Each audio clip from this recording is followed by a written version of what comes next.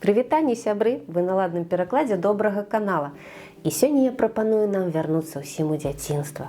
Памятаеце, чым мы любілі займацца, калі збіраліся ўсе разам у двары? Ну, вядома, гулялі. І часам без лічылкі, ну, ніяк не абысціся. Ну, каб не пасварыцца.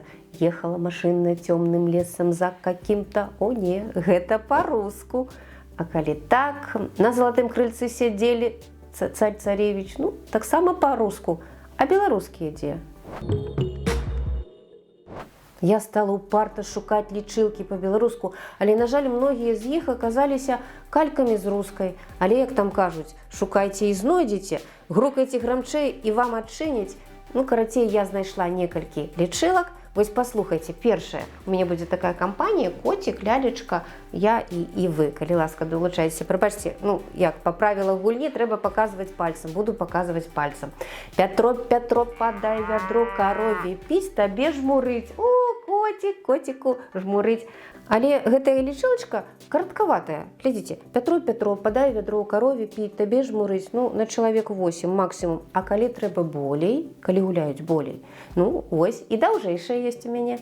Заяц месяц, дзед ты быў, в цёмным лесе, што рабіў? Лыкі драў, куды клаў? Пад калоду, выйдзі вон з карагоду. Зноў котик. Мне вось гэтая лічылка здалася найвыдатнейшая з усіх, што я адшукала. Толькі не забудзьцеся дзеткам сваім растлумачыць, што такое лыкі. Ну, вы ж самі ведаеце, гэта такія палоскі кары, з якіх раней лапці плялі. Ну і пра лапці давядзецца растлумачыць. Ну і нічога, чым болей размаўляеш, тым лепшага сябра маеш. Ну, а зараз больш сучасная такая лічылка. Мусіць, зноў на коціка патрапім.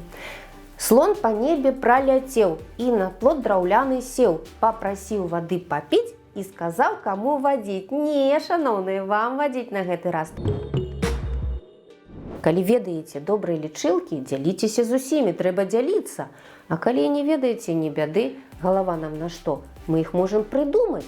Дакажам нашым дзецям, што беларуская мова родная – гэта весела і крута.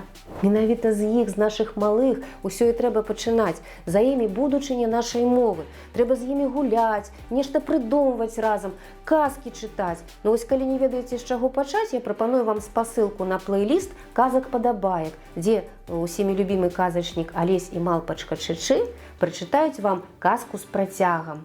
Усё атрымаецца. А з вамі была ваша Воля, у ладным перакладзе на добрым канале. Бывайце!